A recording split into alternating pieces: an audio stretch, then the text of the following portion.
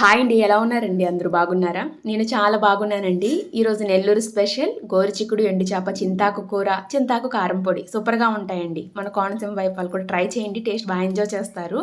First అయితే ముదురు చింతాకులు శుభ్రంగా కడిగేసి నీళ్ళు ఓడిపోయేలాగా ఇలా జాలి దాంట్లో వేసేసుకోవాలండి. ఇప్పుడు ఒక పావు గంట తర్వాతన ఒక కాటన్ గుడ్డ మీద ఈ నీళ్ళు ఓడిపోయిన వేసేసుకుని ఆ గుడ్డతోని ఇలా కొంచెం తుడిచేస్తే ఏమైనా తడి ఉంటే గుడ్డ పీల్చేసుకుంటుంది. ఇప్పుడు వెడల్పాటి పళ్ళెంలో వేసేసి చక్కగా ఎండలో ఆరబెట్టుకుని వీలున్న వాళ్ళైతే ఎండలో ఆరబెట్టుకోవచ్చు. లేదంటే ఇంట్లోనే ఒక వైపున చక్కగా పళ్ళెంతో పెట్టేస్తే 3-4 రోజులకి చక్కగా ఆరిపోతుందండి చింతాకు. అదే స్పెషల్ అనమాట. మనకి ఎండతో పని లేకుండా ఆరిపోతుంది చింతాకు. ఇలా ఆరిన తర్వాతన చక్కగా ఇలా పట్టుకుంటే మనకి ఇలా పిండి అవుతుంది అంటే మనకి కావాల్సిన విధంగా ఆరిపోయినట్లే ఈ ఈనుని ఇలా పక్కకు తీసేసుకోవచ్చు. ఆరిపోతే ఈనులన్నీ కూడా అలా వేరైపోతాయి.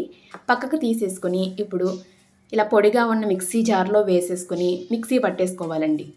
ఇక్కడ నేను 2 పళ్ళెంలో ఉన్నవి కూడా అలా మిక్సీ పట్టేసుకుని ఇలా తీసేసుకున్నాం. మనకి ఇలా పొడిలాగా అయిపోతుంది మిక్సీ పట్టుకుంటే. ఇది ఎన్ని రోజులైనా నిలవ ఉంటుందండి, సంవత్సరాల కొద్దీ కూడా నిలవ ఉంటుంది. పులుపు కదా, అది అందులోకి మనం చింతాకు ఎండిపోయిన తర్వాత ఏం వాసన వస్తుందో అనుకుంటాం, కానీ మంచి వాసన వస్తుందండి. ఇది చాలా బాగుంది. చక్కగా ఇది ఇలా మనం మూత పెట్టేసి ఇప్పుడు కారపొడికి రెడీ చేసుకుంటున్నాం. ఇప్పుడు ఒక కళాయిలో మీరు ధనియాలు ఎన్ని తీసుకుంటారో జీలకర్ర అందులో సగం తీసుకోండి. ఇక్కడ నేను 6 స్పూన్లు ధనియాలు తీసుకున్నాను, 3 స్పూన్ల జీలకర్ర తీసుకున్నాను, 7 ఎండుమిర్చి తీసుకున్నా. ముక్కలు వేసేసుకుని చక్కగా 2 స్పూన్లు నూనె వేసేసుకుని అలాగే 1/2 స్పూన్ ఇంగువ వేసేసుకుని ఇది చిన్న మంట మీదన స్టవ్ మీద పెట్టి దోరగా వచ్చే వరకు వేయించుకోవాలండి. చక్కగా మాడిపోకుండా వేయించుకుంటే మంచిగా ఉంటుందన్నమాట. ఇంక ఇది చల్లారిన తర్వాత మిక్సీ జార్లో వేసి తగినంత కల్లుప్పు వేసేసి మిక్సీ పట్టేసుకోవాలి. ఇక్కడ కారపొడి రెడీ అయింది. ఇప్పుడు మనం ఇందులో చింతాకు పొడి వేసుకుంటాం. ఇలా ఆరబెట్టి పొడి చేసుకున్నది 2 స్పూన్లు అయితే సరిపోతుందండి. పులుపు, కారానికి కారం మంచి రుచిగా ఉంటుందండి. చక్కగా నిలవ ఉంటుంది. ఇది కూడా సంవత్సరాల కొలది నిలవ ఉంటుంది. ఇలా మిక్సీ పట్టేసి పక్కన పెట్టేసుకోవడమే చాలా బాగుంటుందండి. మన కారపొడి వేసుకుని తింటే నార్మల్గా ఉంటుంది కదా, ఇది పుల్లగా భలే బాగుంటుంది. నోరు బాగోలేనప్పుడు ఇది వేసుకుని తింటే కమ్మగా వెళ్ళిపోతుంది అనమాట. ఇంక ఇప్పుడు గోరుచిక్కుళ్ళు ఎండు చేప చింతాకు కూడా చూపిస్తున్నా. గోరుచిక్కుళ్ళు అంటే ఇలా పెద్దవిగా ఉంటాయి, అలాగే చిన్న ఉంటాయి దేశవాళీవి.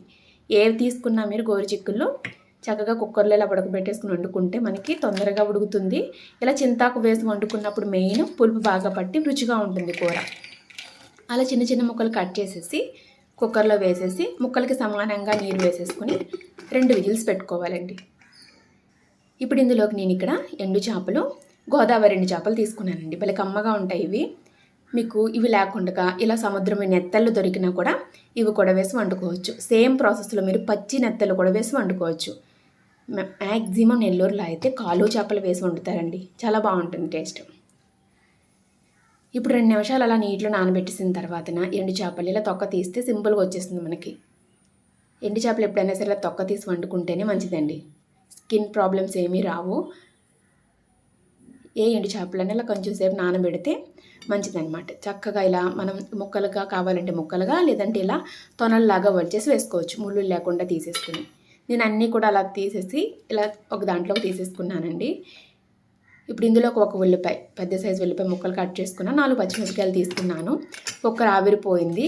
ఈ కుక్కర్లో నేను కూర వండేసుకుంటున్నాను. మీరు కావాలంటే ఇవి వేరొక దాంట్లోకి తీసి కూడా వండేసుకోవచ్చు. అలా గోరుచిక్కుల ముక్కల్లోనే ఉల్లిపాయ ముక్కలు, చక్కగా పచ్చిమిర్చి 4 పచ్చిమిర్చిల ఘాట్లు పెట్టేసి వేసేసుకొని ఎండు చేపలు మీరు ఇలా వేసేసుకోండి. పచ్చి చేపలైనా కూడా అంతే, ఇప్పుడే వేసేసుకోవాలి. పసుపు, కారం, ఉప్పు కలిపి పెట్టేసుకుని చేపలకి. ఇంక చింతాకు పొడి 2 స్పూన్లు అయితే సరిపోతుందండి. పసుపు, అలాగే తగినంత విధంగా కారం, తగిన విధంగా కల్లుప్పు. మీకు చింతాకు పొడి 2 స్పూన్లు వేసాను కదా, మీకు పులుపు బాగా ఇష్టపడితే ఇంకొక స్పూన్ వేసుకోవచ్చు. మరి ఎక్కువ వాటర్ కాకుండా అలా ఈక్వల్గా వేసుకోండి, ఎందుకంటే ఇగురులాగా ఉంటేనే బాగుంటుంది కూర, పులుసులా ఉండడం కన్నా. అలా స్టవ్ మీద పెట్టేసుకుని చక్కగా ఇలా కొత్త ఉడికించేసుకుని ఆ చింతాకుని బాగా కలిపేసుకుని ఇక్కడ తేరుతుంది కదా పులుసు, అదంతా ఎగిరిపోవాలన్నమాట. అప్పుడే రుచి బాగుంటుంది.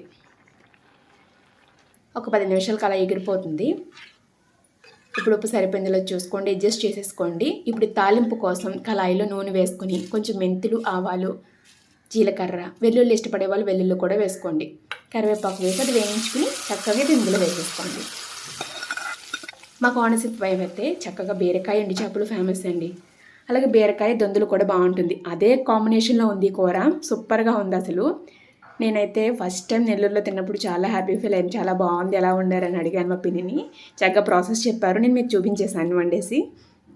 మరి మీకు నచ్చితే లైక్ చేయండి, అలాగే చక్కగా ఇలా వండేసుకుని టేస్ట్ ఎంజాయ్ చేయండి. మన ఛానల్లో మంచి మంచి వీడియోస్ ఉన్నాయి, చక్కగా వాచ్ చేసేయండి. మరి నెక్స్ట్ రెసిపీ వచ్చి వరలక్ష్మి వ్రతం స్పెషల్స్ వాచ్ చేసేయండి. Thank you. Like please.